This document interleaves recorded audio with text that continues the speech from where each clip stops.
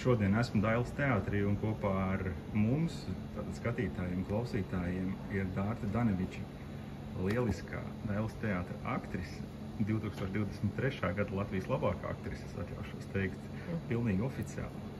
Dārta, Čau. Kā tu jūties? Ļoti labi, paldies, tu. Es arī, redzot tik brīnišķīgu dāmu, kā var nejusties labi. Pastāsti, kāda ir tava Latvijas sajūta tagad jūnija sākumā, 24. gadā? Uzreiz ar tādu jautājumu. Zini, es nebūšu laikam no tiem, kas runās tādas skaistas tautiskas frāzes par to, ka jāmīl savu valsts. Jo, protams, ir jāmīl savu valsts un ir jāsargā savu valsts, bet es šobrīd esmu tādā diezgan skeptiskā savas dzīves punktā un es esmu beidzamos gadus saskārusies ar valsti ļoti cieši caur dažādām institūcijām un šo institūciju darbiem un nedarbiem. Esmu vērsusies arī pēc palīdzības. Domāju, ka publiski tas ir diezgan daudziem arī zināms, kas un kā. Un kopumā man ir tāda nelāga sajūta par to, ka man liekas, ka mums šobrīd liela sabiedrības daļa, ne visi, protams, bet ir tādi, zini, protams, ka gaida kaut kādu glābiņu no citurienes un gaida labāku valdību kā vienmēr un labākus darītājus, bet paši mēs esam ļoti liela daļa no mums dažādās iestādēs, institūcijās un tā tālāk, un kā mēs paši uzvedamies, kad publiskā acis mūs neredz. Cik daudzi no mums ir godprātīgi, cik daudzi no mums ne tikai izpilda kaut kādus lielos likuma burtus, bet izpilda arī kaut kādas nerakstītās normas, kaut kādas ētikas, morālas normas un principus. Un tas nav retorisks jautājums, man šķiet, ka diezgan reti kurš tā dara. Un ja mēs tā uzvedamies ikdienā, ko mēs varam gaidīt no valsts, jo principā valsts ir mūsu spogulis. Ja mēs sakam, ka valstī ir tikai daži sakarīgie politiķi, tad attiecīgi sabiedrībā visticamāk ir tikai daži sakarīgie indivīdi. Es tam ticu, un man ir tāds pārdomas šobrīd par to, ko es konkrēti, un kaut kādi man varbūt domu biedri, radi, draugi un tā tālāk, ko mēs varam darīt, lai to uzlabotu. Mans pirmais solis bija par to skaļi runāt un risināt kaut kādas lietas, kas man satrauc. Un pie tā es šobrīd esmu apstājusies, respektīvi nevis apstājusies, bet tur es virzos ar šiem te kaut kādiem saviem principiem, nosprostiem mērķiem nelielajiem, un es aicinātu arī citus būt varbūt pilsoniski aktīvākiem un izvērtēt savu uzvedību, netolerēt pat kaut kādā savā tuvo cilvēku lokā kaut kādus morāles noslīdējumus un tad pamazām virzīties to piramīdas augšpusi. Tad varbūt mēs varam sagaidīt kaut ko labāku. Pat tās 1000 kilometru attālumā ir Ukrainas karš. Es nezinu, man tas nospiež, kā ir ar tevi? Jā, man tas tīri, es pat teiktu tā egoistiski, ne tikai domājot par valsti un valstisko kaut kādu līmeni, bet mani kā sievieti, kam ir ģimene, kam ir bērns, man tas reāli satrauc. Man ir bijis tā, ka tiešām, ka es apzinu kaut kādus savus tuviniekus, kuram ir bunkuri, kur mēs varam noslēpties, ja ir kaut kādas problēmas. Tā kā tiešām kaut kāda izdzīvošanas instinkti, ka es par to atceros katru dienu, es arī ziņās dzirdu šos te kara dienu uzskaitījumus, kas man atgādina par to un novada atkal spriedzē katru vakaru. Un man nav droša sajūta. Es ļoti ceru, ka es pārspīlēju un ka es pārāk emocionāli to uztveru, bet man šķiet, ka nē.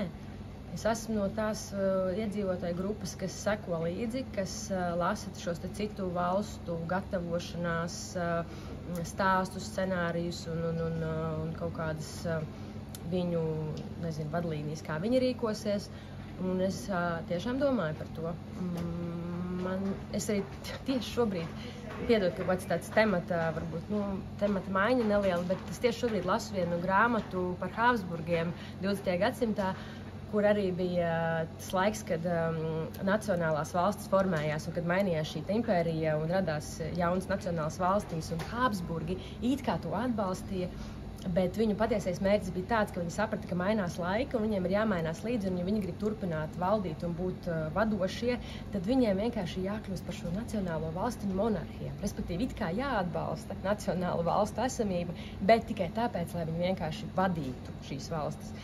Un man liekas, ka vēsturē ir tāda nelāga tieksme atkārtoties. Lasot tās vēstures grāmatas, var labi redzēt, kā domā lielie līderi, cik viņiem ir ļoti nospļauties patiesībā par mazo cilvēku. Tad maziem cilvēkam ir jādomā pašam par savu pakaļu, piedodiet. Kā tu sadzīvo to, ka, pieņemsim, ja mums valstī joprojām tā Krievu mangāna rūda brauc uz Krieviju? Kā tu sadzīvo? Un vienkārši tu ej uz skatuves, tu redzi tos cilvēkus, kas nāk tevi redzēt katru dienu. Tev ir jāspēlē izrādi, tur tās raķetes Ukrainā lido vai nelido, tā rūda brauc vai nē, bet kāda ir tā balanss šobrīd starp labo un ļauno pie mums? Kā tas var būt, ka mēs dodam izejvielas, lai Krievi varētu ražot kaut kādas lietas, par ko nogarināt pēc tam Ukrainas? Es tev absolūti piekrītu. Man arī ir mans mugurkauls un manas stingrās nostājas, bet tas ļoti sasaucās ar to, ko es teicu sākumā par šiem cilvēkiem, arī mazajiem cilvēkiem, respektīvi nevadošajiem cilvēkiem. Ja tu paskatīsies apkārt, tad vēl aizvien ir arī kaut kādi mazie uzņēmēji. Tā pati Liāna Lenga vienmēr norāda, teiksim, šos te mazos kaut kādus uzņēmējus vai lielos uzņēmējus, kas turpina sazināties krievu valodā vai kas tur pieprasa krievu valodu kā darba valodu. Tās visas patiesībā lietas ir kopsakarā. Visā piramīdā no lejas līdz augšai ir šīs te kaut kādas pielaides. Un ja mēs sākam no lejas ar kaut kādiem mazajiem prusaciņiem, tad nav brīnums, ka mūsu pīķī, ka ir šīs te, kā tu pats teici savās intervijās, Evika Siliņa, kurai tu nevari piedot, kas šādi uzvedās. Tad par ko mēs brīnamies? Tas sāks jau ar pamat līmeni un pamat kaut kādiem šiem te pielaidumiem. Kā mēs savā ikdienā, ko mēs pieļaujam, ko mēs nepieļaujam, par ko mēs sakam stop, un cik daudziem no mums ir bail, ka tad mūs atlaidīs, vai tad mūs, es nezinu, nesapratīs kāds, vai ko par mums padomās. Vēl aizvien tas ir dzīvs. Un tādu cilvēku patiesībā, kas skaļi runā, kas pauž viedokli visās jomās, protams, kultūrā vēl jo vairāk, ir ļoti maz. Jā, kopumā atbildot, man tas nepatīk, man tas nav pieņemami, un es par to saku, ka man tas nav. You tell me. Jo mēs taču ievēlot, tomēr uzticamies tiem cilvēkiem, ka viņi darīs visu labāko Latvijai. Un kas tie ir pa kompromisiem, kas viņiem liek kaut ko tādu atļaut, tas man ir tas lielais nesaprašana, vai tā ir atrautība, muļķība, vai daudz sliktākas lietas. Es varu tikai izteikt minējumus, un tas ir tādas baigā morālā tāda izšķiršanās, lai viņi varētu to darīt.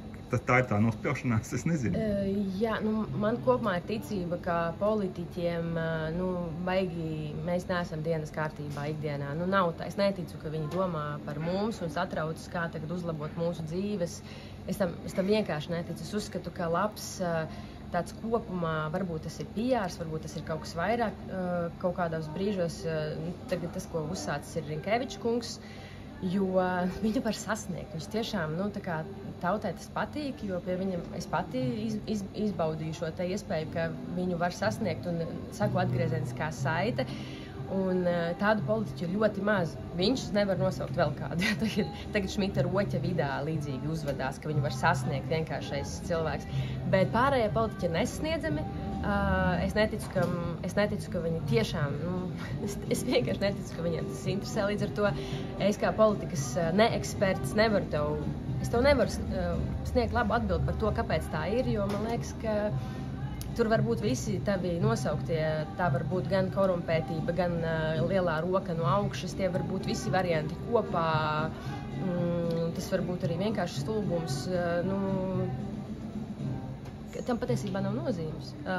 Bet zem sitiena ir Latvija. Zem sitiena ir Latvija. Un katrs, tu, tavs dēls un vispārējie. Tieši tā, un es to apzinos, un es saprotu, ka es tagad to valdību neizmainīšu. Man ir arī jāgaida kaut kāda jauna politiķu paudze, kad nomainīsies un, kad, teiksim, kaut kādi principiālāki cilvēki vienkārši nomainīsies šī masa pret citu masu, cerams labāku. Tādēļ mans mērķis ir savu ģimeni, savus bērnus, savu bērnu maksimāli izglītot. Es arī aicinu pārējos vienkārši visus iespējamos līdzekļus, kaut vai mašīnas pārdot, māju, visu pārējo ieguldīt izglītībā. Tā ir vislabāk ieguldītākā nauda pasaulē, tāpēc, ka tad mēs izaudzināsim nepiemuļtojamu cilvēku paudzi, maksimāli vairāk šādus gudros vēlētājus, kuriem tu nevarēsi vairs ielikt batonus ausīs. Jo man šobrīd arī, teiksim, kaut kādā, manas paaudzes ietvaros ir cilvēki, kas vienkārši gan nesako līdzi, gan neko nesaprot, viņiem arī neko tas neizsaka, viņiem ir totāli vienalga. Un viņi arī ievēl šo te lielo masu, par kuru mēs tagad runājam, kuri pieņem pilnīgi debilus lēmumus vai vispār nepieņem lēmumus. Un, es esmu audzināta tā, ka mana ģimene vienmēr uzsvērusi izglītības nozīmi un gan izglītotību, teiksim, tādu ne tikai akadēmisko, bet vienkārši saprašanu par lietām, viedokļu izteikšanu, un es plānoju un arī cenšos jau šobrīd nodot to tālāk. Es uzskatu, ka tas ir labākais, gudrākais, ko darīt, tāpēc, ka, vienkārši cilvēkam ir galvas uz pleciem, viņi ir ļoti, ļoti bīstami ieroči. Kas tev iepriecina šodienas Latvijā? Labs laiks. Man, godīgi sakot, laikam... Bet ir taču arī forši cilvēki apkārt, tev notiek kolēģi šeit teātrī, ir jauki un ir kaut kādi draugi, kas tev ir apkārt un tur tu gūst to pozitīvu arī. Ja nevar, mēs visu laiku sadedzināsim sevi. Protams, man arī daudz kas nepatīk, bet kaut kā ir jāatrod tas pozitīvais, kas tev iedod atpakaļ un uzlādē jaunām lietām. Jā, tas ir, protams, mana ģimene, draugi un visas šīs skaistās lietas, kā mūsu brīnišķīgā daba, ko visi sauc, mūsu pludmales, meži, bet tīri tā, paturpinot to iepriekšējo tematu, man liekas, vērtīga lieta, ko ir vērts visu laiku turpināt spiest un izmantot līdz jēlumam, ir tas, ka mēs esam maza valsts, un tam ir daudz priekšrocību, jo ja mēs būtu tagad milzīgā valstī, un mēs tagad sūkstītos par šīm problēmām, patiesībā tas būtu tā kā spļāviens jūrā, bet mazā valstī tu diezgan ātri vari sasniegt dzirdīgas ausis, ne visos jautājumos, bet kaut kādos tematos iekustināt, panākt rezultātus. Mēs redzam pēc tās pašas Twitter kopienas, Twitter aktivitātēm, kas rezonē regulāri dažādos tematos un izraisa kaut kādas tektoniskas svārstības. Ja? Tā ir tādas mazās kopienas un mazās valsts, manuprāt, priekšrocība, un to vajag visu laiku atcerēties, ka arī, tiksim, tas latviskais mazais cienīts gāž lielo vezumu, tas reāli strādā Latvijā. Vienkārši vajag pārstāt raustīties kā puņķiem un būt skaļākiem un nebaidīties. Kas tad notiks? Nošaus tevi kāds? Nevienam ļoti neinteresē. Tā brīvība mums ir šobrīd, ka mēs varam runāt. Gan tu vari runāt, gan es varu teikt, un mums valsts drošības dienests pie ieejas negaida, un lai aizvestu uz stūrmāju. Tas ir tas pozitīvais, ko mums vajag izmantot. Jā, un tā vajag izmantot, bet lai to izmantot, vajag galvas pleciem. Par citām lietām. Parunājam par teātri. Jā. Mēs esam Dēls teātrī, tavās mājās. Kas tev iepriecina šeit šobrīd? Mani iepriecina tas, ka mums ir diezgan laba kopējā kvalitāte. Mūsu darba kvalitātes līmenis ir būtiski audzis. Mani iepriecina atsevišķi starptautiskie projekti. Un mani iepriecina tas, ka man personīgi teātris ir devis kaut kādu uzticības kredītu un iespējas, kas man novadušas ir pie jau zināmās balvas, ko tu pieminēji. Bez tāds nebūtu iespējams. Līdz ar to tas arī, manuprāt, tāds stāsts par to, ja cilvēkam ir kaut kāda vīzija, griba, pašam savu galvas pleciem un ideja, tad tu vari iet un panākt to. Es nezinu, kā tas ir kaut kādās lielākās valstīs un kopienās, bet to es nezinu. Bet es zinu, ka šeit Latvijā tas ir iespējams, un es tam esmu dzīves piemērs. Man to nepienesa uz paplātes, es to izdarīju, realizēju pati, bet man bija atbalsts. Un tas ir forši, un to es tiešām novērtēju. Ko tu gribētu Dēls teātrī uzlabot? Es šobrīd nedaudz satraucos par to, ka man patīk, protams, tas startautiskais līmenis un tas izrādes, kas tiek vēstas uz lieliem ārvalstu teātriem un uzņemtas ar tiešām atzinību. Bet man šķiet, ka mēs esam lielākais, noteikti viens no lielākajiem teātriem Latvijā un arī Baltijā. Un mums galu galā ir arī valsts subsīdija, ja, kas tātad valsts nodokļu maksātāja nauda, un man šķiet, ka mums būtu vairāk jānodarbina vietējie režisori, dramaturgi, vietējais radošais personāls. tāpēc, ka, jā, teiksim, tādi projekti kā Malkovičs, kad viņš atbrauc, kas iedod tādu tiešām svaiga gaisa malku mums visiem, ir brīnišķīgi, bet visi ārzemju režisori nav pilnās lozes. Viņi visi nav kaut kāda panacēja, viņi visi nav ģēniji. Mums ir tieši tāds pats, patiesībā mums Latvijas uzskatu teātra līmenis ir daudz augstāks kā daudz vietā Eiropā, un attiecīgi man šķiet, ka mēs pat labākus rezultātus un arī skatītājiem interesantākus varam panākt, ja mēs miksējam šos te šīs radošās apvienības, un man prasītos vairāk tiešām tādus ambiciozus latviešu cilvēkus, jo arī šīs pašas sociālās vai politiskās problēmas ir taču pierādījies, ka cilvēkiem patīk šādas izrādes. Viņas nav obligāti jātaisa smagas un nopietnas, tas var būt arī sarkasms, ironija, satīra. Un šādas lietas var nodot tikai vietējie, kas zina to, kas šeit notiek un zina latvisko kodu. Tev tā lielā izrāde šogad ir tā monoizrāde, jā? Jau otro sezonu. Jā, un es esmu dzirdējis fantastiskas atsauksmes. Man jāatvainojas, es neesmu redzējis, bet Tev uzaicināšu.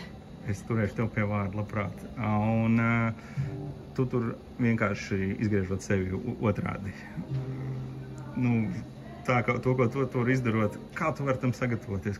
Kā notiek tā tava gatavošanās tai lomai? Kā tu to izjūti? Kāda ir tā sajūta, ka tu zini, ka tev vakarā ir 7 jākāpj atkal uz dēļiem? Tieši par šo izrādi tas ir grūti. Man, principā, ko diennakti pirms sākas tādas tā kā lomkas, atvaino Lijāna, piedod, kā latviski to nosaukt. Tāds fizisks nelabums. Fizisks nelabums ir ļoti labs. Jā. Man viss ķermenis burtiski pretojās, man ķermenis kā atmiņa zina, kas sekos, un ir tiešām nepatīkami, ļoti nepatīkama sajūta. Un tad ieslēdz atbildības sajūta vēl tajā dienā klāt pirms izrādes, un es parasti atkārtoju visu tekstu, tās ir kaut kāds 65 lapas puses A4 teksta, es eju vienkārši visur dienas darbos un iekļauju pa vidu teksta atkārtošanu.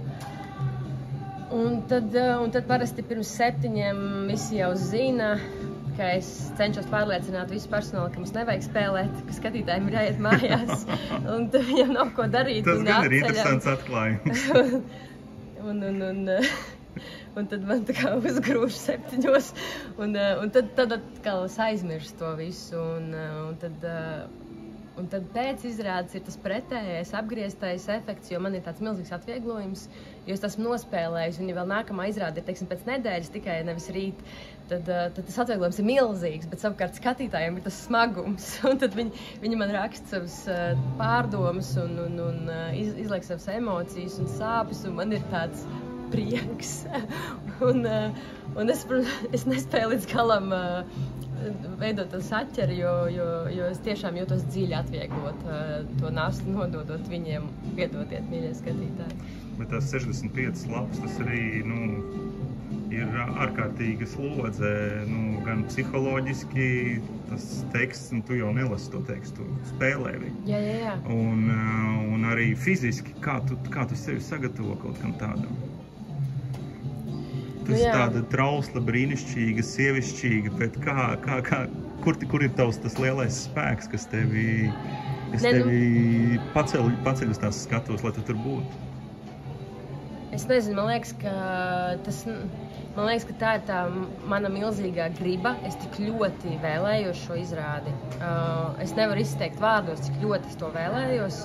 Man liekas, ka visi mūsu teātra aktieri kopumā kaut kādu lomu nav vēlējusies tik ļoti, kā es šo.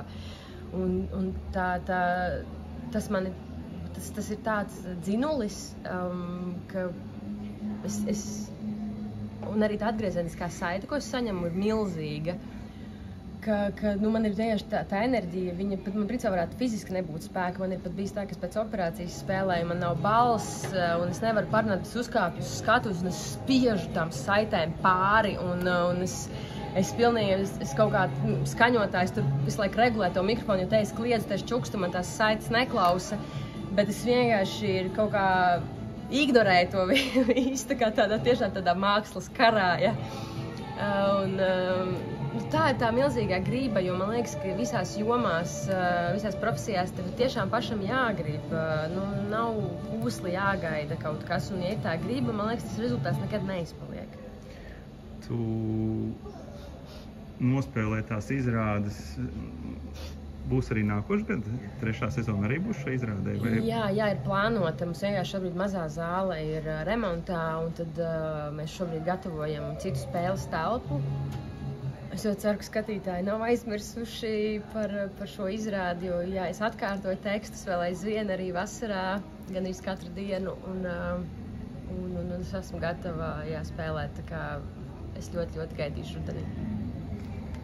Kur vispār Latvijas teātris šobrīd virzās? Mums teātris ir ārkārtīgi būtisks mūsu kultūras sastāvdaļa, saistviela. Jā. Es atceros, man no laukiem, no Priekuļu vidusskolas, tas pie ceļiem veda vienmēr uz Dailes teātri, uz Nacionālo teātri. Tas bija tā kā norma. Ar autobusu, jā. Jā, un tad mēs gājām tepat uz Pingvīnu pēc saldējuma. Jā. Vairs Pingvīna nav, bet teātris tas ir svarīgākais. Kā tu redzi to visu? Jā, man šķiet, ka tas ir tāds mūsu nacionālais fenomens, ka cilvēki tiešām iet ļoti daudz, manuprāt, iet uz teātri. Un cik es esmu paskatījies, es negribu izklausīties aroganti, nepārprotiet mani, es visu cieņu citu valstu teātriem, bet man ir bijis, ka es kaut kādas mūsu valstī iestudētas izrādes paskatos tam ierakstos vai ārvalstīs, tā paša materiāla dramaturģijas iestudējumu. Man liekas, tāds šķidrs, tāds pašķidrs, tāds garlaicīgs un ka mums ir labāki. Ar to es gribu teikt, ka, manuprāt, tas ir mans personīgais viedoklis, mums ir ļoti, ļoti kvalitatīvs teātris. Visos teātros, principā, arī tagad esmu bijusi nesen Valmierā, es atvainojos, kur cilvēki tiešām laipo pāri būvbedrēm, lai skrietu, baudītu šo teātru, un es viņus saprotu. Tāpēc, ka tas, kas viņiem tur notiek, ir kaut kas brīnišķīgs. Tāpat arī jaunais Rīgas teātris, Nacionālā teātrī nesen bija brīnišķīgs iestudējums mūsu pašu teātrī. Tas atkal ir, manuprāt, fenomens, kas ir jāizmanto, jo, protams, ka daudz iet uz teātri izklādēties, un tas ir pareizi. Bet vienlaikus ir pierādījies, kā es jau teicu, ka tā pati mana izrāde, man ir tādi svarīgi teātris cilvēki, es negribu atklāt vārdus, ir teikuši, es nesaprotu, kāpēc tie cilvēki pērk tās biļetes uz tavu izrādi, tur taču nav nekā izkliedējoša dārta, tā izrāde ir tāda.